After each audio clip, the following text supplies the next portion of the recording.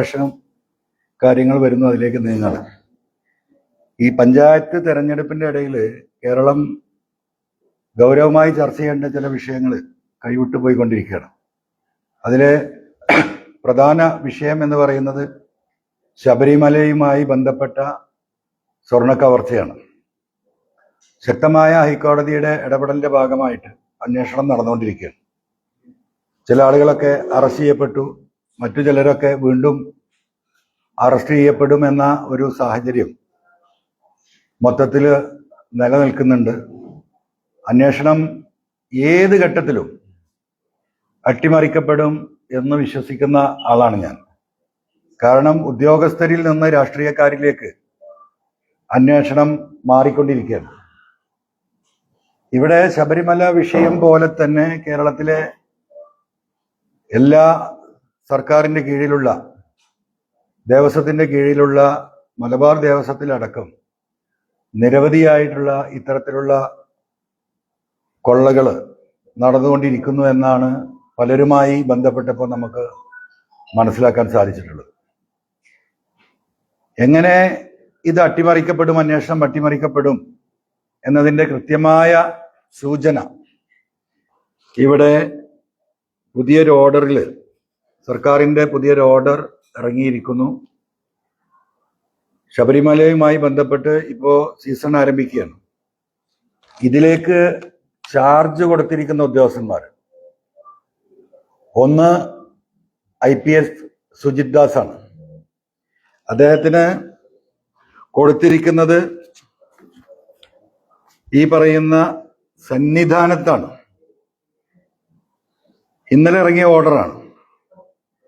അതുപോലെ മറ്റൊരു വ്യക്തി ഇതേ കാറ്റഗറിയിലുള്ള പൂരം കലക്കാൻ നേതൃത്വം നൽകിയ തൃശ്ശൂരിലെ അന്നത്തെ കമ്മീഷണർ കൂടിയായ അൻകിറ്റ് അശോകൻ, അദ്ദേഹത്തിന് പമ്പയിലാണ് ചാർജ്.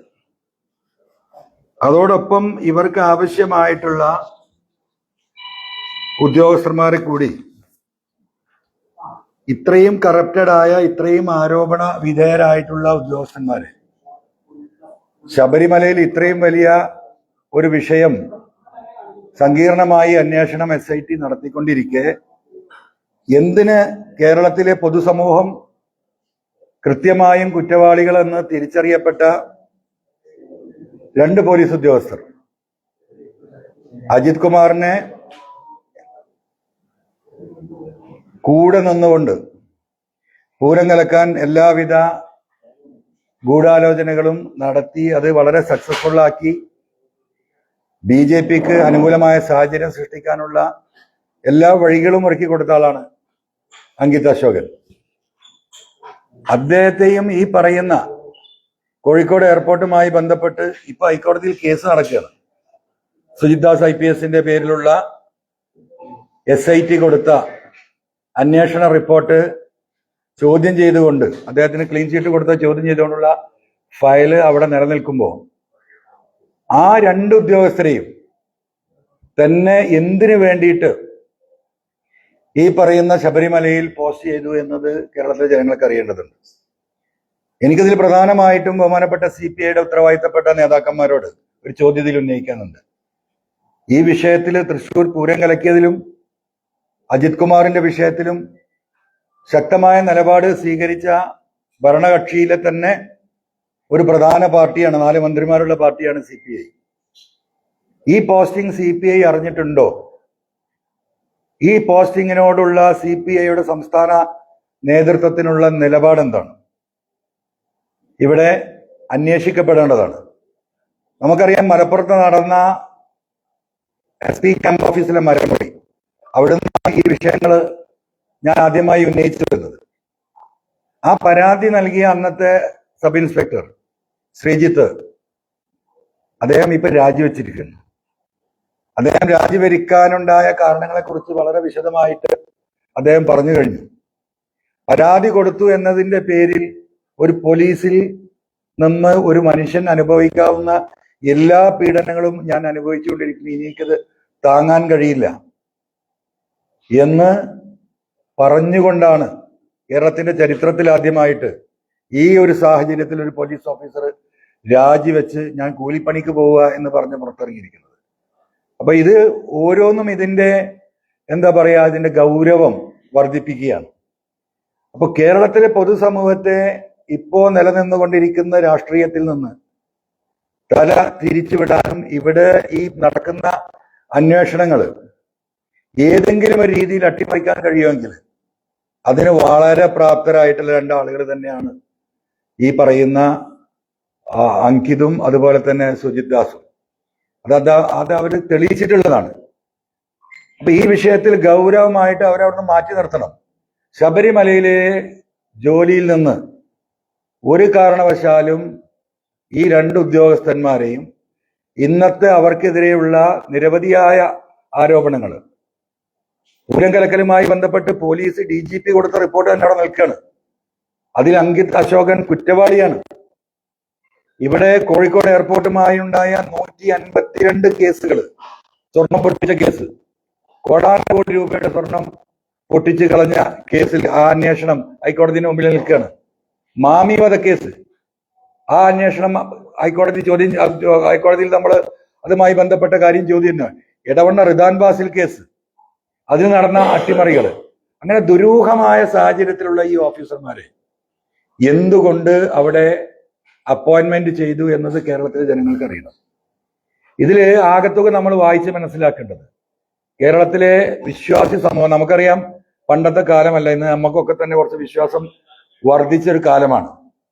കാരണം ലോകത്തൊട്ടാകെ നമുക്ക് നടന്ന കോവിഡ് വിശ്വാസികളെ സംബന്ധിച്ച് വലിയ മാറ്റം വിശ്വാസ സമൂഹത്തെ സംബന്ധിച്ച് ഉണ്ടാക്കിയതാണ്. കേരളത്തെ സംബന്ധിച്ച് 4 വർഷക്കാലം നമ്മളെ സംബന്ധിച്ച് 18ഉം 19ഉം പ്രളയങ്ങളും ദുരിതങ്ങളും, അത് കഴിഞ്ഞിട്ടുണ്ടായ എന്താ പറയാ കോവിഡുമായി ബന്ധപ്പെട്ട 2 വർഷങ്ങൾ. അപ്പോൾ വലിയ വിശ്വാസി സമൂഹത്തിൽ വിശ്വാസം വർദ്ധിച്ചിട്ടുണ്ട്. അപ്പൊ ഈ വിശ്വാസ സമൂഹത്തിലേക്കിന്റെ അകത്ത് കയറിക്കൊണ്ട് പുറത്തു നിന്ന് വിശ്വാസ സമൂഹത്തെ കൈകാര്യം ചെയ്യാൻ CPM പല ഘട്ടത്തിലും പരിശ്രമിച്ചു. ശബരിമലയിലെ വിശ്വാസി സമൂഹത്തിന്റെ ആ വിശ്വാസത്തെ തകർക്കാൻ നടത്തിയ പരിശ്രമം പരാജയപ്പെട്ടു. പിന്നെ നേരെ തിരിയാണ്. അമ്പലങ്ങളിലും അതുപോലെ തന്നെ പള്ളികളിലും ചർച്ചുകളിലും ഒക്കെ സഖാക്കൾ കയറിക്കൂടണമെന്ന സർക്കുലർ പാർട്ടിക്ക് പോവുകയാണ്.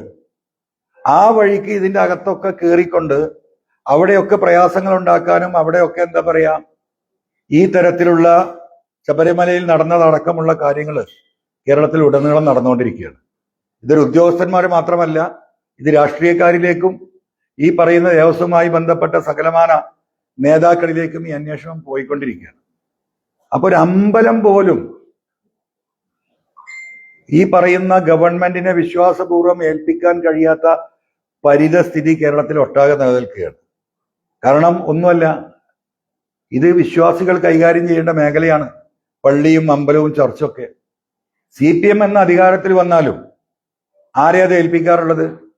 അതിൽ ഏറ്റവും വലിയ കമ്മ്യൂണിസ്റ്റുകാരന്, പാർട്ടിയോടൊപ്പം നിൽക്കുന്ന പാർട്ടി നേതൃത്വത്തിന്റെ താല്പര്യത്തിന് വേണ്ടി നിലകൊള്ളുന്നവരെയാണ് ഈ പറയുന്ന ദേവസ്വം ബോർഡുകളിലൊക്കെ ഇവർ അംഗങ്ങളാക്കി വെച്ചിട്ടുള്ളത്. ആ സ്വാഭാവികമായിട്ടും അങ്ങനെ അംഗങ്ങളാക്കി വെക്കുമ്പോൾ അവരെ സംബന്ധിച്ച് ഈ അമ്പലവുമായിട്ട് അവർക്ക് വിശ്വാസപരമായിട്ടുള്ള ഒരു കമ്മിറ്റ്മെന്റും ഇല്ല. അവരുടെ മനസ്സിലെന്താണ്?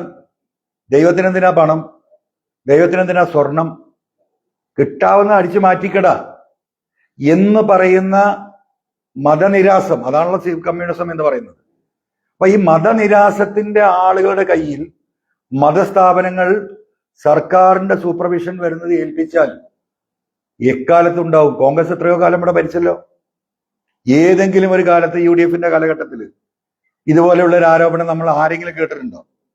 അത് ശ്രീ K കരുണാകരനായിരുന്നാലും ശ്രീ AK ആന്റണി ആയിരുന്നാലും ഉമ്മൻചാണ്ടി ആയിരുന്നാലും ദേവസ്വം ഏൽപ്പിക്കുമെന്താവും? ആ കോൺഗ്രസിലെ തന്നെ നല്ല വിശ്വാസികളായിട്ടുള്ള ശേഷിയുള്ള ആളുകളെ പിടിച്ചാണ് അതിന്റെ ഉത്തരവാദിത്തം ഏൽപ്പിക്കുക. അപ്പൊ അവർക്കൊരു ദൈവഭയം ഉണ്ടാവും. അപ്പോൾ ദൈവികമായ ഒരു കാര്യം കൈകാര്യം ചെയ്യുമ്പോൾ അതിനുള്ളൊരു ആത്മാർത്ഥതയും സത്യസന്ധതയും അവർ പുലർത്തിയിരുന്നു.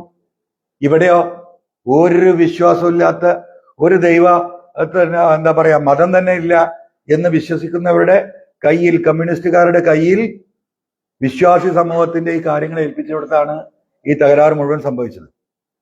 ഇപ്പൊ നിങ്ങൾ മനസ്സിലാക്കേണ്ടത് എന്താണ് അടിച്ചു മാറ്റിയിരിക്കുന്നത്? കൈ കൊണ്ട് ഭണ്ഡാരത്തിൽ നിന്ന് എടുത്തു കൊണ്ടുപോകാൻ പറ്റുന്നവർ എടുത്തു കൊണ്ടുവന്നുണ്ടാവും. ഇതെല്ലായിടത്തും നടക്കുന്നതാണ്. പക്ഷേ ഇവിടെ നടന്നെന്താ? വാതിൽ കട്ടിൽ ഇളക്കി പോയിരിക്കും. നിങ്ങളൊന്ന് ആലോചിച്ച് നോക്കൂ. ഇത് ആരെങ്കിലും കണ്ണിൽ പെടാതെ ചെയ്യാൻ പറ്റുന്ന സംഗതിയാണോ? അതിന്റെ ഒരു ഡെപ്ത്, ആ കളവിന്റെ ഡെപ്ത് മനസ്സിലാക്കേണ്ടത്. വാതിൽപ്പടിയും അടിച്ചു മാറ്റാൻ കഴിയുന്ന സംവിധാനത്തിലേക്ക് ദേവസ്വം മേഖലകള്, ക്ഷേത്രങ്ങളൊക്കെ മാറിയിട്ടുണ്ടെങ്കിൽ അതിൽ മറ്റെന്താ ഉണ്ടാവുക? നിങ്ങൾ കേട്ടാൽ അത്ഭുതപ്പെടും. എൻ്റെ ഒരു സുഹൃത്തുണ്ട് ഹൈദരാബാദില്. എല്ലാ വർഷവും ഈ ശബരിമലയിൽ ദർശനം നടത്താൻ വരുന്ന അവിടുത്തെ വലിയൊരു ബിസിനസ്സുകാരനാണ്. അപ്പൊ അദ്ദേഹം ഒരു മലയാളി എന്ന നിലക്ക് കഴിഞ്ഞ 40 വർഷമായിട്ട് അദ്ദേഹം ഹൈദരാബാദിൽ ബിസിനസ്സാണ്. ഒരു മലയാളി എന്ന നിലക്കും ഈ നാടുമായുള്ള ബന്ധവും ഉള്ള നിലക്ക് അവിടുത്തെ കച്ചവട സമൂഹം അദ്ദേഹത്തിന്റെ കെയർ ഓഫിലാണ് സാധാരണ ശബരിമലയിൽ വരാറ്. പുള്ളി പറഞ്ഞത് കഴിഞ്ഞ വർഷം 1000-ഓളം ആളുകൾ പുള്ളിയുമായി ബന്ധപ്പെട്ട്, പുള്ളി ബിസിനസ്സായിട്ടല്ല, ഒരു സേവനം എന്ന നിലക്ക് അവിടുത്തെ ബിസിനസ് കമ്മ്യൂണിറ്റി വന്നിരിക്കുന്നത് 1000-ഓളം ആളുകളുണ്ട്. പുള്ളി എന്നോട് പറഞ്ഞൊരു കാര്യം, അൻവർ സാറേ, അതിലൊരു 500 പേരെങ്കിലും കാണിക്കയായി മിനിമം 1-2 കോയിൻ ഇടാതെ പോകുന്നവരാരുമില്ല. ഇത് ഈ ഭണ്ഡാരത്തിൽ ഈ ചില്ലറ പൈസ നോട്ടും വിശ്വാസികൾ അർപ്പിക്കുന്ന ഭണ്ഡാരത്തില് കോയിനായിട്ട് ഇടുന്നവരാണ്. സ്വർണ്ണ കോയിന് വല്ല കണക്കുണ്ടോ? അപ്പൊ പുള്ളി പറയുന്നത് 500 കോയിന് വന്നിട്ടുണ്ടെന്നല്ലേ എനിക്ക് ഉറപ്പിച്ച് പറയാൻ പറ്റും അൻവർ സാറേ. അപ്പൊ ഇതെല്ലാം കൂടെ അടിച്ചു മാറ്റണം. നിങ്ങളൊക്കെ ഇതിലൊന്ന് ഇടപെട്. നമുക്ക് ഏത് പരിധി വരെ ഇടപെടാൻ പറ്റുക? ഇപ്പൊ ഹൈക്കോടതിയുടെ ഒരു സൂപ്പർവിഷൻ ഉള്ളത് കൊണ്ട് മാത്രമാണ് ഈ കാര്യങ്ങൾ പോകുന്നത്. അപ്പോ ഇവിടുത്തെ ഹൈന്ദവ വിശ്വാസ സമുദായം കൃത്യമായും മനസ്സിലാക്കേണ്ടതാണ്. ഈ രീതിയിൽ സമൂഹത്തിന്, ഹൈന്ദവ സമുദായത്തിന് വിശ്വാസികൾ ആത്മാർപ്പണം നടത്തിയിട്ട് കൊടുക്കുന്നതാണ്.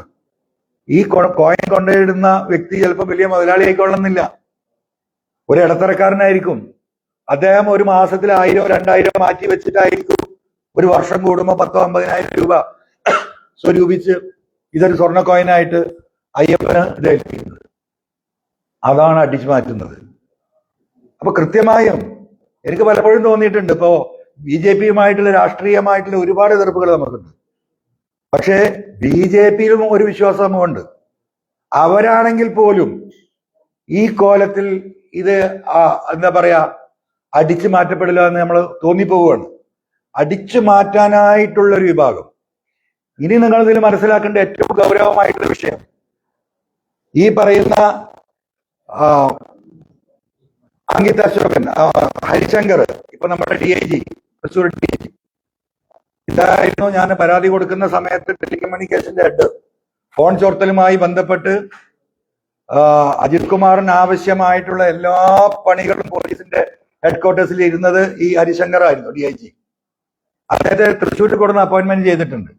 അത് എന്നെ കൈകാര്യം ചെയ്യാനെന്നാണ് അന്ന് പറഞ്ഞിരുന്നത്. എന്തായാലും ഇപ്പൊ അദ്ദേഹം അവിടെ ഉണ്ട്.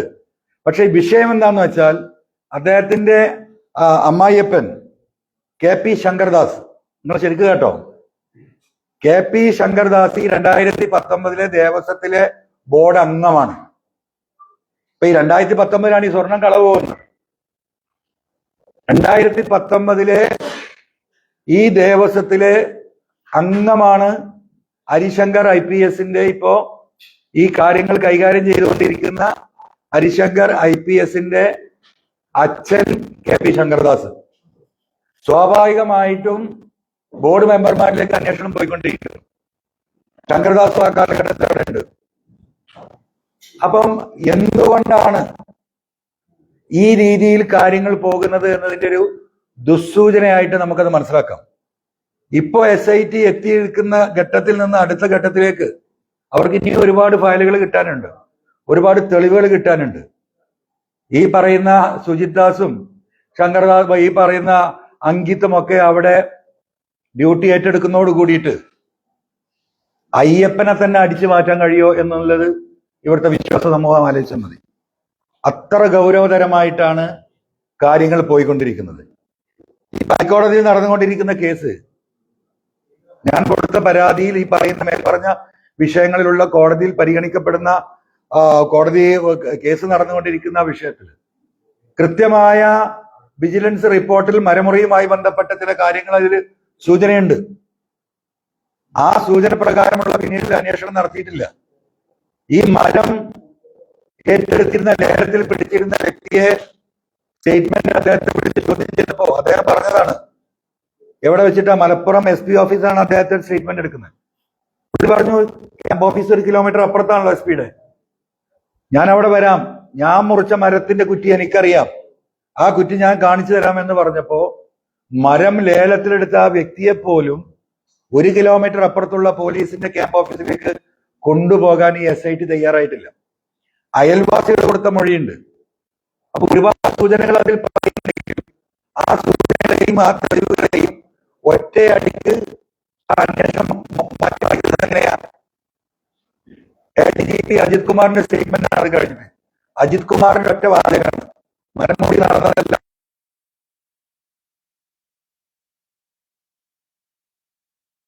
SIT അങ്ങോട്ട് വിശ്വസിക്കുകയാണ്. ഒടുവിൽ കിട്ടിയ തെളിവുകളൊന്നും അതിൽ പിന്നെ പറയുന്നില്ല. അത്തരത്തിലുള്ള നിരവധിയായ തെളിവുകളുണ്ട്. ഇതിന്റെ ഭാഗമായിട്ട് കഴിഞ്ഞ മാസം ഞാൻ വീണ്ടും മലപ്പുറം SHOക്ക് പരാതി നൽകിയതിന്റെ കോപ്പി നിങ്ങൾക്ക് നൽകുന്നുണ്ട്. ഒരു നടപടി ഉണ്ടായിട്ടില്ല. അത് കഴിഞ്ഞിട്ട് വീണ്ടും മലപ്പുറം SPക്ക് 10 ദിവസം മുമ്പ് പരാതി നൽകി. കാരണം ഈ അന്വേഷണ റിപ്പോർട്ടിന്റെ ഭാഗമായി നിൽക്കുന്ന ഇത്രയും കാര്യങ്ങൾ ഉള്ളത് കൊണ്ട്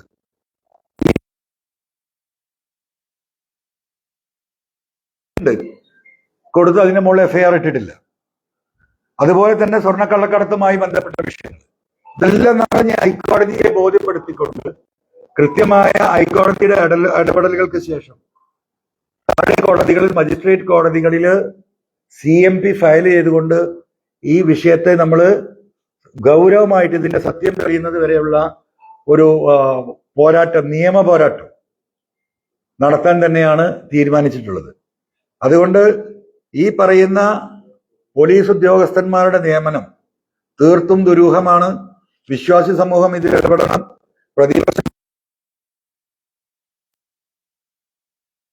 വിശ്വാസ സമൂഹം ഈ വിഷയം ഏറ്റെടുക്കണം. എന്തുകൊണ്ടാണ് BJP മിണ്ടാതിരിക്കുന്നത്?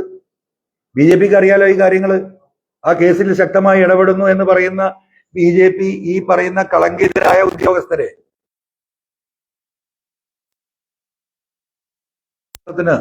എന്താണ് പറയാനുള്ളത് എന്ന് കേരളത്തിലെ പൊതുസമൂഹത്തിനും വിശ്വാസ സമൂഹത്തിനും അറിയേണ്ടതുണ്ട്. രണ്ടാമത്തെ ഒരു വിഷയം ഇപ്പൊ നമ്മുടെ SIRമായി ബന്ധപ്പെട്ടതാണ്. ഇപ്പോ വളരെ ദുരൂഹമായ സാഹചര്യത്തിൽ ഇപ്പം ബീഹാറിലെ തെരഞ്ഞെടുപ്പ് കഴിഞ്ഞു. നമുക്കറിയാം അതുമായി ബന്ധപ്പെട്ടുണ്ടായ വിഷയങ്ങൾ. ബഹുമാനപ്പെട്ട രാഹുൽ ഗാന്ധി ഇന്ത്യയിലൊട്ടാകെ നടത്തിയ പ്രചരണ ബോധവൽക്കരണ സമരങ്ങൾ, ഇതൊക്കെ നടക്കുമ്പോൾ ഇതിനെ ശക്തമായി എതിർക്കേണ്ട കേരളത്തിലെ ഇടതുപക്ഷം SIRന് വേണ്ടിയിട്ടുള്ള എല്ലാ വാതിലുകളും തുറന്നിട്ടിരിക്കുകയാണ്. ഈ തെരഞ്ഞെടുപ്പ് സമയത്ത് ഇപ്പൊ ഇന്നലെ വന്ന വാർത്ത, ആലപ്പുഴയിലെ മുൻ MLA ഷുക്കൂറിന് പോലും വോട്ടില്ല എന്നാണ്. അദ്ദേഹത്തിന്റെ സ്റ്റേറ്റ്മെന്റാണ് നമ്മൾ കണ്ടത്. അപ്പൊ എന്തുകൊണ്ടാണ് ഇന്ത്യയൊട്ടാകെ പ്രതിപക്ഷ കക്ഷികൾ ഇതിനെ ഇറക്കുമ്പോൾ CPM ഇതിനെ സ്വാഗതം ചെയ്യുകയാണ്? പുറത്തെന്താണ് വർത്തമാനമാണ്? SIR ശരിയല്ല, എതിർക്കണം, കോടതിയിൽ പോകണം. അനങ്ങിയിട്ടില്ല. നമ്മളെ തൊട്ടടുത്ത സംസ്ഥാനം തമിഴ്നാട്, മുഖ്യമന്ത്രി തെരുവിലാണ്. പശ്ചിമ ബംഗാൾ മുഖ്യമന്ത്രി മമതാ ബാനർജി തെരുവിലാണ്. അവർ സുപ്രീം കോടതിയിൽ കേസ് ഫയൽ ചെയ്തിരിക്കുന്നു. ഒരു കാരണവശാലും ഞങ്ങൾ നടപ്പിലാക്കില്ലെന്ന് പറയുന്നു. കേരളത്തിലെ എല്ലാ ഓഫീസർമാരും ഈ പണിയില്ല. ആരായിരുന്നു സൗകര്യം ചെയ്തു കൊടുക്കുന്നത്? ഇവിടെ പഞ്ചായത്ത് തെരഞ്ഞെടുപ്പ് കൂടി നടക്കുകയാണ്. ഈ പഞ്ചായത്ത് തെരഞ്ഞെടുപ്പിന് പ്രാമുഖ്യം നൽകിക്കൊണ്ട് എല്ലാവരും വോട്ട് പിടിക്കാനുള്ള ഈ ഓട്ടത്തിനിടയിൽ വളരെ സുരക്ഷിതമായിട്ട് ഈ കാര്യങ്ങൾ നടത്തണം. ഞാനൊരു വർഷമായി പറയുന്നു, BJPയും CPM ലീഡർഷിപ്പുമായിട്ടുള്ള ചങ്ങാത്തം. BJPയെ സംബന്ധിച്ച് നമുക്കറിയാം, കേരളത്തിലെ 10-25ഓളം മണ്ഡലങ്ങളിൽ കഴിഞ്ഞ പാർലമെന്റ് തെരഞ്ഞെടുപ്പിൽ സെക്കൻഡ് വന്നതാണ് BJP. അവിടെ അവർക്ക് ആവശ്യമായ വോട്ടുകൾ ചേർക്കുകയും ആവശ്യമായ വോട്ടുകൾ തള്ളുകയും ചെയ്യുന്ന സംവിധാനത്തിലേക്ക് ഇത് എത്തുമെന്ന കാര്യത്തിന് ഒരു തർക്കവുമില്ല. ഈ ഇരിക്കുന്ന എനിക്കും ഈ കേൾക്കുന്ന നിങ്ങൾക്കും നാളെ വോട്ടുണ്ടാകും എന്ന കാര്യത്തിനും യാതൊരു ഉറപ്പില്ല. കാരണം ബീഹാറിൽ സുപ്രീം കോടതി അടക്കം ഇടപെട്ടിട്ടും ഏകദേശം 25-30 ലക്ഷം ആളുകളുടെ വോട്ടിന്റെ കാര്യത്തിൽ ഒരു തീരുമാനം എടുത്തില്ല. കോടതിയിൽ കേസ് നടക്കുകയാണ്. കോടതി പോലും എന്താ പറയാ ഇടപെട്ട് ഇതിനൊരു താൽക്കാലികമായിട്ടുള്ള ഒരു തടസ്സവാദം, ഒരു സ്റ്റേക്ക് പോലും പോകാൻ കഴിയാത്ത വിധം കാര്യങ്ങൾ കേന്ദ്ര ഇലക്ഷൻ കമ്മീഷനും കേന്ദ്ര ഗവൺമെന്റും മുന്നോട്ട് കൊണ്ടുപോകുന്നു. ഇവിടെ കേരള രാജ്യങ്ങളിലാണ് തമിഴ്നാട്ടിലെ മുഖ്യമന്ത്രിയും പശ്ചിമ ബംഗാളിലെ മുഖ്യമന്ത്രിയും 10,000-കണക്കിന് ജനങ്ങളെ കൂടി തെരുവിലിറങ്ങുകയും കോടതിയിൽ പോവുകയും ചെയ്യുമ്പോൾ SIR ഞങ്ങൾ എതിർക്കുന്നു എന്ന് പറയുന്ന കേരളത്തിന്റെ മുഖ്യമന്ത്രി എവിടെ ഒരാഴ്ചയായിട്ട് നിങ്ങളാരെയും കണ്ടോ? ഇപ്പൊ കുറെ അറബികളായിട്ട് നടക്കുക. എന്താ ഈ അറബ് രാജ്യത്ത് കാര്യം? പെട്ടെന്നൊരു അറേബ്യൻ യാത്ര, ഒരു സ്ഥലത്തേക്കല്ല, എല്ലാ രാജ്യത്തും അവിടെ പോയിട്ട് സകലമായ നേതാക്കന്മാരെയും അല്ലാത്തവരെയും അവരെ കണ്ട് അവിടെ ഇങ്ങനെ ചിറ്റിത്തിരിയ, മുഖ്യമന്ത്രിയെ കാണാനില്ല. അപ്പൊ ഞാൻ പറഞ്ഞു വരുന്ന രാഷ്ട്രീയം ഇപ്പൊ SIR കൂടി ഇവിടെ എത്തിയിരിക്കുകയാണ്. ഇത് കേരളത്തിലെ പൊതുസമൂഹം ഇത് തിരിച്ചറിയണം. കേരളത്തിന്റെ മതേതര സ്വഭാവം പരിപൂർണമായും കൈവിട്ടു പോകുന്ന രാഷ്ട്രീയത്തിലേക്ക് ഇവിടുത്തെ സമൂഹത്തെ വഴി തിരിച്ചു കൊണ്ടുപോകുന്നു കേരളത്തിന്റെ മുഖ്യമന്ത്രിയും ഗവൺമെന്റും. ഇത് കമ്മ്യൂണിസ്റ്റുകാർ മനസ്സിലാക്കണം. ഈ പിണറായി അധികാരത്തിൽ എത്തിക്കാൻ ഇന്ന് ആഗ്രഹിക്കുന്നത് കമ്മ്യൂണിസ്റ്റിന്റെ തൊഴിലാളി വിഭാഗമല്ല, സാധാരണ കമ്മ്യൂണിസ്റ്റുകാരല്ല, BJPക്കാണ് ആവശ്യം. BJPയുടെ ആവശ്യം എന്താ? പിണറായി അധികാരത്തിൽ വരണം. വന്നാൽ എന്താ? കമ്മ്യൂണിസ്റ്റ് പാർട്ടി അതോടുകൂടി തകരും, വട്ടപൂജയാവും. കോൺഗ്രസും UDF-ഉം മൂന്നാം വട്ടവും പരാജയപ്പെടുന്നതോടുകൂടി അവർ നന്നായിട്ട് ക്ഷീണിക്കും. അപ്പൊ 26 കഴിഞ്ഞ് 31 ആകുമ്പോഴേക്കും അവരുദ്ദേശിച്ച രീതിയിൽ BJPയുടെ ആധിപത്യം കേരളത്തിൽ കൊണ്ടുവരാനുള്ള വളഞ്ഞ വഴി, ആ വളഞ്ഞ വഴിക്കുള്ള എല്ലാ സൗകര്യങ്ങളും ചെയ്തു കൊടുക്കുന്നത് മുഖ്യമന്ത്രിയാണ്. ഇപ്പൊ വേറൊരു സർവേ നടക്കുന്നുണ്ടല്ലോ, നിങ്ങൾക്കറിയാലോ, നവകേരള സർവേ. പുതിയ കേരളം സൃഷ്ടിക്കാൻ പോവാ. കേരളത്തിൽ അങ്ങോളം ഇങ്ങോളം ഓടിക്കുക എന്താണ്? ലോകം കൊതിക്കും കേരളം. ലോകേ എന്തും പറയാം. ഇവിടെ ആശുപത്രിയിൽ മരുന്നില്ലാതെ ഇന്നും മരിച്ചു കിടന്നു. കിടക്കാൻ സ്ഥലമില്ല, സർജറിക്കുള്ള സൂചി നൂലില്ല. മനുഷ്യന്മാരെ ഇവിടെ എന്താ പറയാ, പട്ടിണി കിടന്നൊരു ഭാഗം കഷ്ടപ്പെടുകയാണ്. അപ്പോഴാണ് ലോകം കൊതിക്കുന്ന കേരളം.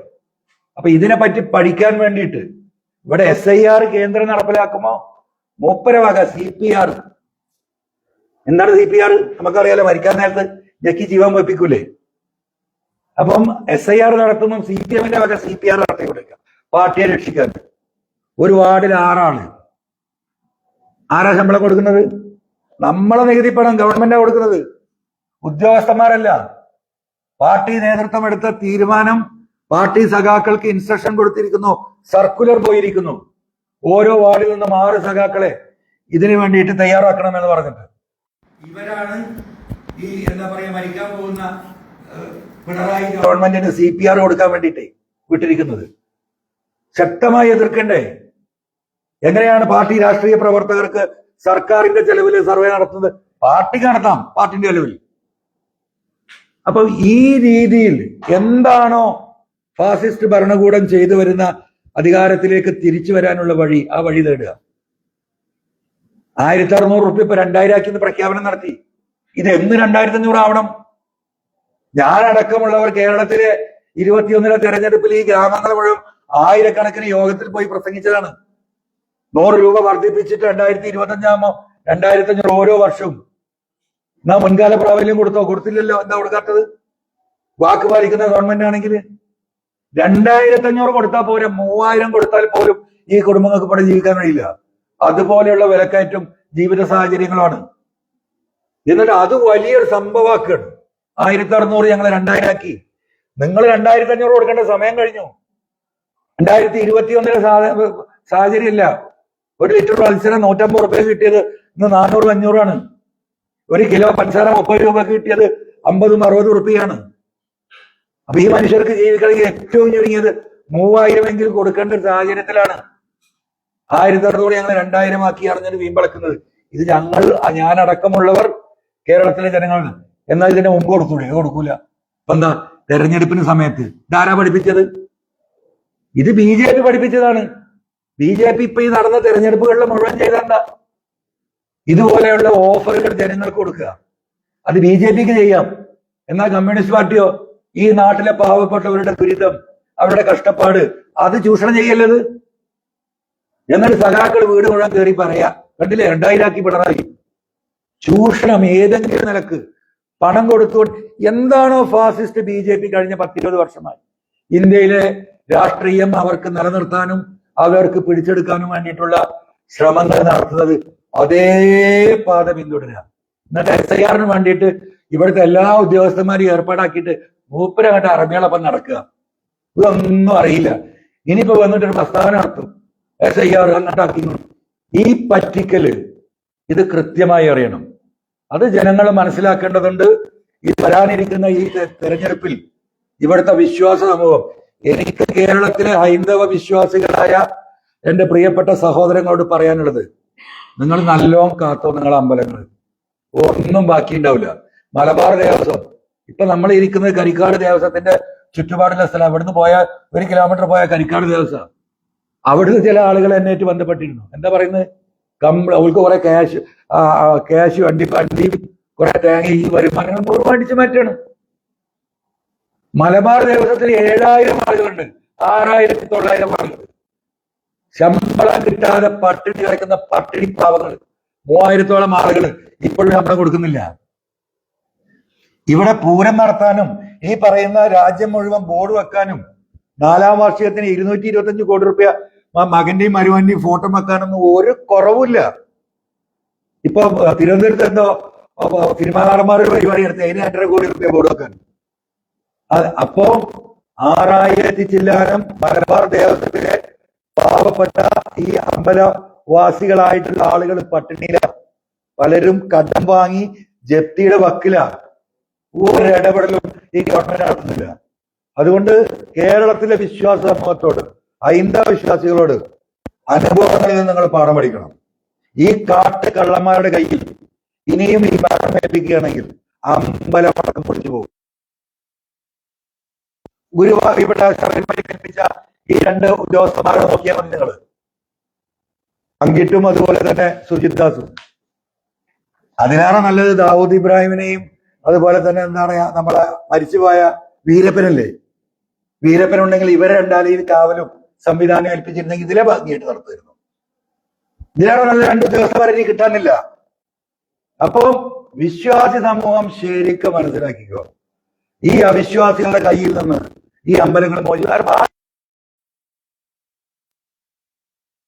അതിന്റെ മാനേജ്മെന്റ് അവിടുത്തെ ഹൈന്ദവ ഗ്രൂപ്പിനെ ഏൽപ്പിക്കുക. അങ്ങനെ ഉണ്ടാവും. ഒരമ്പലം കമ്മിറ്റി ഒരമ്പലം നടത്താൻ അവിടുത്തെ മാപ്പിളാരെ ഏൽപ്പിക്കുകയാണ്. എന്ത് കമ്മിറ്റ്മെന്റാ എന്ന് പറഞ്ഞതുപോലെ ഒരു വിശ്വാസമില്ലാത്ത മതനിരാസം നടത്തുന്ന, മതങ്ങളെ പുച്ഛിക്കുന്ന വിശ്വാസികളെ എന്ന ഒരു നിലക്കും മുഖവിലക്കെടുക്കാത്ത ഒരു വിഭാഗത്തിന്റെ കയ്യിൽ കേരളത്തിലെ ഈ വിശ്വാസി സമൂഹത്തിന്റെ ഈ അമ്പലങ്ങളും ദേവസ്വവും ഏൽപ്പിച്ചാൽ ഇതല്ല സകല അയ്യപ്പന്മാരെ അടിച്ചു മാറ്റും. എനിക്കതിൽ പറയാനുള്ള ബഹുമാനപ്പെട്ട കോടതി ഇതിൽ ഇടപെടണം. ഇവിടുത്തെ എല്ലാ ദേവസ്വം സ്വത്തുകളും പരിശോധനാ വിധേയമാക്കണം. എല്ലായിടത്തും നടന്നുകൊണ്ടിരിക്കുന്നതാണ്. ഇതിൽ നിന്ന് ഈ അനുഭവത്തിൽ നിന്ന് പാഠം പഠിച്ചുകൊണ്ട് ഇതിനുള്ള ഒരു രാഷ്ട്രീയ പരിഹാരം എന്താണ് എന്ന് സ്വയം വിശ്വാസി സമൂഹം ആലോചിക്കണം എന്ന് തന്നെയാണ് ഈ വിഷയത്തെക്കുറിച്ച് ഇന്നലത്തെ പോസ്റ്റിങ്ങോട് കൂടിയിട്ട് ഞാൻ ഇത്ര വികാരപരമായി ഇത് പറയുന്നതിന്റെ കാരണം. കൃത്യമാണ്, പ്രീ പ്ലാൻഡ് ആണ്. ഇതും അട്ടിമറിക്കപ്പെടും, ഒരു തർക്കവുമില്ല. ഈ നാട് മുഴുവൻ കുട്ടിച്ചോറാക്കി, എയർപോർട്ടിലെ സ്വർണം മുഴുവൻ അടിച്ചു മാറ്റി, ഈ കൊള്ളയും കൊള്ളിവെപ്പ് മുഴുവൻ ഈ നടത്തി, സകല തോന്നിവാസങ്ങളും നടത്തി, പിതാംബാസിലിനെ കൊന്ന് മാമി തട്ടിക്കൊണ്ടുപോയി, കൃത്യമായ എവിഡൻസുകൾ മുഴുവൻ അത് മുഴുവൻ മുഖ്യ ഉദ്യോഗസ്ഥന്മാരിൽ പങ്കാളികളായവരെ പരിപാവനമായ ഈ പറയുന്ന ശബരിമല ക്ഷേത്രം അവരുടെ കയ്യിലേൽപ്പിക്കാനാണ് ഈ ഗവൺമെന്റ് ചെയ്തിട്ടുള്ളതെങ്കിൽ ഇതും ഇതിലപ്പുറവും നടക്കും. ഇതാണ് ഇതിനെ കുറിച്ച് പറയാനുള്ളത്.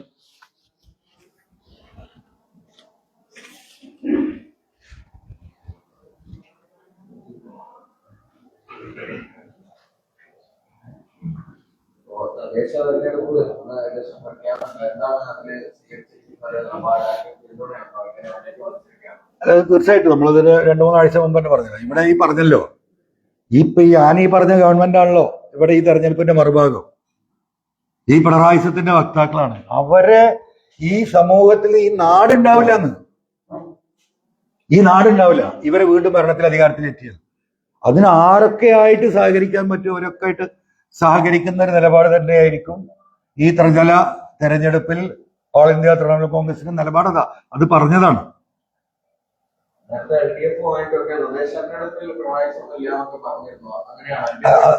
അല്ല, ഒരു നിലക്കും സഹകരിക്കില്ല, ഒരു നിലക്കും സഹകരിക്കില്ല, ആരുമായിട്ടും സഹകരിക്കും. ചർച്ചകള് അനൗദ്യോഗികമായിട്ടും ചെറിയ രീതിയിൽ ഔദ്യോഗികമായിട്ടൊക്കെ നടക്കുന്നുണ്ട്. നല്ല രീതിയിൽ അത് പോകുന്നുണ്ട്. പ്രാദേശികമായിട്ടുള്ള പല പഞ്ചായത്തുകളിലും നമ്മൾ ഏകദേശം ധാരണകളായിട്ടുണ്ട്. ബാക്കിയുള്ളത് ഇപ്പൊ ഇന്ന് തെരഞ്ഞെടുപ്പ് പ്രഖ്യാപിക്കാൻ പോവല്ലേ, ഈ 2-3 ദിവസത്തിനുള്ളിൽ ബാക്കിയുള്ള കാര്യങ്ങളൊക്കെ തീരുമാനമാവും. സ്ഥാനാർത്ഥികൾ എല്ലായിടത്തും ഉണ്ട്. നമുക്ക് ഒരു ധാരണ വരുമ്പോൾ ഏതൊക്കെ തദ്ദേശ സ്ഥാപനങ്ങളിൽ അവർക്ക് വിട്ടുവീഴ്ച ചെയ്യാൻ കഴിയും എന്നുള്ളതൊക്കെ ഇതിൽ വിഷയങ്ങളുണ്ടല്ലോ. അപ്പൊ എണ്ണം നമുക്ക് ഇപ്പൊ അങ്ങനെ പറയാൻ കഴിയില്ല. എന്തായാലും ആത്യന്തികമായിട്ട് നമ്മൾ നമ്മുടെ ലക്ഷ്യം അത് പൂർത്തീകരിക്കുക. ഞങ്ങളിതിലൊരു ലാഭക്കച്ചവടത്തിന് ഇറങ്ങിയതല്ല. ഞാനും വലിയ നഷ്ടം ഏറ്റെടുത്ത് ഇപ്പോഴും നിരവധിയായ ഭീഷണികളും പ്രതിസന്ധികളും ഒക്കെ തരണം ചെയ്ത് തന്നെ പോകുന്നത്. എന്റെ കൂടെ വന്നവരും അത്തരത്തിൽ തന്നെയാണ്. അപ്പൊ നമ്മൾ ആത്യന്തികമായിട്ടുള്ള ലക്ഷ്യം ഈ നാടിലെ സമാധാനപരമായ, ഇന്ന് ഈ നാട്ടിൽ നിലനിൽക്കുന്ന മതസൗഹാർദ്ദം നിലനിന്നുകൊണ്ടുള്ള ഒരു കേരളം ഉണ്ടാകണം എന്നാണ്. അത് പിണറായി ഇരിക്കുന്നിടത്തോളം കാലം സാധ്യമല്ല. മറ്റൊരു ഉത്തരേന്ത്യൻ സംസ്ഥാനമായി കേരളം മാറും എന്ന തിരിച്ചറിവ് ഞങ്ങളുടെ എല്ലാ പ്രവർത്തകർക്കും ഉണ്ട്. ഞങ്ങൾ പറയുന്ന രാഷ്ട്രീയത്തോട് ഞങ്ങളോട് സഹായിക്കുന്ന ആളുകൾക്കുമുണ്ട്. ഞങ്ങൾ പറഞ്ഞു വരുന്ന, അല്ലെങ്കിൽ ഞാൻ ഉയർത്തിക്കൊണ്ടുവന്ന വിഷയങ്ങൾ ആവർത്തിച്ച് ഇവിടെ തെളിവായിട്ട് വരികയാണ്. അതിനൊരു വോട്ട്, ഈ പറയുന്ന പിണറായിസത്തിനുള്ള വോട്ട്, ഒരു വോട്ട് പോലും അതിൽ ചോരാതെ UDF-നോടൊപ്പം എത്തിച്ച് ഈ പിണറായിസത്തിന്റെ വക്താക്കളെ, ഞാൻ ഇടതുപക്ഷത്തെ ഒരിക്കലും അടച്ചാക്ഷേപിക്കുന്നില്ല, സഖാക്കളെ ഒരു ഘട്ടത്തിൽ ഞാൻ അടച്ചാക്ഷേപിച്ചിട്ടില്ല, ഒരു സംഘമാണിത്. അത് പിണറായി എന്ന് പറയുന്ന വ്യക്തിയുടെ വ്യക്തി താല്പര്യവും അവിടെ സ്വാർത്ഥ താല്പര്യവുമാണ്. അതിനെ ഒരു കമ്മ്യൂണിസ്റ്റ് പ്രസ്ഥാനത്തെയും ഇടതുപക്ഷ പ്രസ്ഥാനത്തെയും ഒരു ഗവൺമെന്റിനെയും ഈ പറയുന്ന RSSന്റെ കാൽച്ചുവട്ടിൽ കൊണ്ടേ കൊടുത്ത് അവിടെ എന്താ പറയുക, നമസ്തേ പറഞ്ഞിരുന്ന് അവരെടുത്ത് കിട്ടുന്ന ഉപ്പും മുളകും വാങ്ങാൻ വേണ്ടി കാത്തിരിക്കുന്നത് ഇടതുപക്ഷത്തിന്റെ തകർച്ച ഈ കേരളത്തിൽ ഉണ്ടാകും. അത് തിരിച്ചറിയുന്ന കമ്മ്യൂണിസ്റ്റുകാരും ഇടതുപക്ഷക്കാരും ഇവിടെ ഉണ്ട്. ഇപ്പോ നാഷണൽ എഡ്യൂക്കേഷൻ NEP എവിടെ കത്ത്? നിങ്ങളൊക്കെ മറന്നുപോയല്ലോ. എന്തായിരുന്നു CPI പറഞ്ഞിരുന്നത്? കത്ത് എഴുതണം, അത് പത്രത്തിൽ പ്രസിദ്ധം ചെയ്യണം, അതായിരുന്നു നിലപാട്. അതിൽ മയപ്പെട്ടു. ഇപ്പൊ ആ കത്തിനെ കുറിച്ച് വല്ലവരും അറിയുന്നുണ്ടോ? ഈ നിമിഷം വരെ കത്ത് എഴുതിയിട്ടുണ്ടല്ലോ, കോടിക്കണക്കിന് ഉറുപ്പിക കിട്ടിയല്ലോ. ഇപ്പൊ 12,000 കോടി കൊടുത്തല്ലോ ഗവൺമെന്റിന്, കേന്ദ്ര ഗവൺമെന്റ്. ആരെങ്കിലും അറിഞ്ഞോ? അപ്പൊ ഇവിടെ പെൻഷൻ കൊടുക്കാനും ഇവിടെ ബാക്കിയുള്ള സൗകര്യത്തിനും പണമില്ലാതെ പിണറായി ബുദ്ധിമുട്ടൂല. BJP ഗവൺമെന്റ് അത് കൊടുക്കും. അതുകൊണ്ട് തന്നെയാണ് ഇപ്പൊ 2,000, ഇനി തെരഞ്ഞെടുപ്പിന് മുമ്പ് ചിലപ്പോൾ 2,500 പ്രഖ്യാപിക്കും. കാരണം അവർ പ്രഖ്യാപിക്കും പറഞ്ഞാൽ പിണറായിക്ക് എന്താ പ്രഖ്യാപിക്കും? മുടക്ക് കാശ് അവർ കൊടുക്കും. അവരാവശ്യം എന്താ? പിണറായി അധികാരത്തിൽ വരണം. അപ്പം ഈ രീതിയിലാണ് കാര്യങ്ങൾ പോകുന്നത്. അതുകൊണ്ട് തന്നെ ഞങ്ങളെ സംബന്ധിച്ച് ഞങ്ങളുടെ നിലപാട് വളരെ വ്യക്തമാണ്. പിണറായി കേരളത്തിൽ അധികാരത്തിൽ ഇനി വന്നാൽ അത് വലിയ അപകടമാണ്. അതിന് എന്ത് ത്യാഗം ഞങ്ങൾ സഹിക്കും. അത്രയോ ആ വിഷയത്തിൽ പറയാനുള്ളൂ. അതെ അതെ അതെ. അല്ല, അതൊക്കെ ധാരണയാവും. അതൊക്കെ ഞങ്ങൾ പ്രാദേശികമായിട്ടുള്ള ചർച്ചകൾ നടക്കുന്നുണ്ട്. അതൊക്കെ ഏകദേശം ധാരണയാവും. നമ്മൾ സ്ഥാനാർത്ഥികൾ പ്രഖ്യാപിക്കപ്പെട്ട സ്ഥലങ്ങൾ ഈ പറയുന്നത് പോലെ UDF-ന് ജയിച്ചു കയറാൻ കഴിയാത്ത, എന്നാൽ CPM ജയിക്കാൻ സാധ്യതയുള്ളതും CPM മത്സരിക്കുന്നതുമായ വാർഡുകളാണ് പലതും. അപ്പൊ അതുകൊണ്ട് തന്നെ അത്തരം സീറ്റുകളിൽ വിട്ടുവീഴ്ച ചെയ്യാൻ സ്വാഭാവികമായിട്ടും പ്രയാസം ഉണ്ടാവില്ല. പിന്നെ സീറ്റുകൾ വർദ്ധിച്ചിട്ടുണ്ട്. ആ വർദ്ധിച്ച സീറ്റുകളിൽ സ്വാഭാവികമായിട്ടും ഈ മുൻകൂട്ടിയുള്ള ധാരണകൾ ഇല്ലാത്തതുകൊണ്ട് അവിടെയും പ്രായോഗികമായിട്ട് അത് കുറെയൊക്കെ മാനേജ് ചെയ്യാൻ കഴിയും.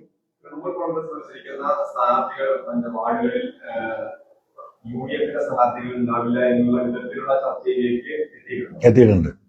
ആ ചർച്ച തന്നെ ഇപ്പൊ നടക്കുന്നു. പക്ഷേ നേതാക്കന്മാരോട് സംസാരിക്കുമ്പോൾ അവർ ലീഗിന്റെ സ്ഥാനാർത്ഥികളെ കുറിച്ചും കോൺഗ്രസിന്റെ സ്ഥാനാർത്ഥികളും അവർ തമ്മിലുള്ള ഭേദഗതിയെ കുറിച്ച് മാത്രമാണ് ഇപ്പോൾ ചർച്ച നടക്കുന്നതെന്നാണ് അവർ പറയുന്നത്.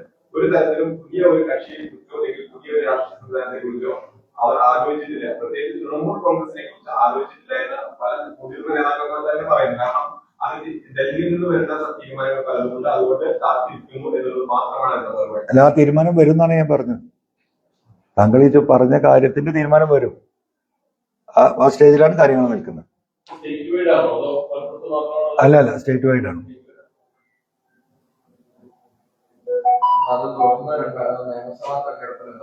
തീർച്ചയായിട്ടും.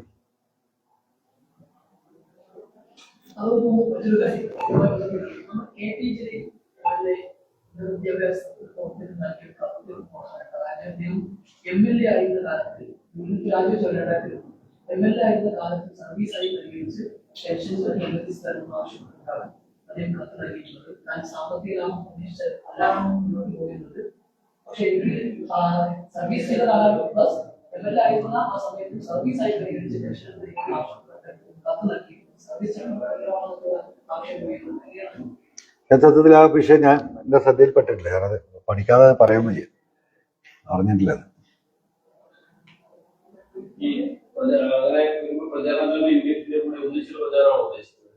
തീർച്ചയായിട്ടും അങ്ങനെ തന്നെയാണ് ഉണ്ടാവുക.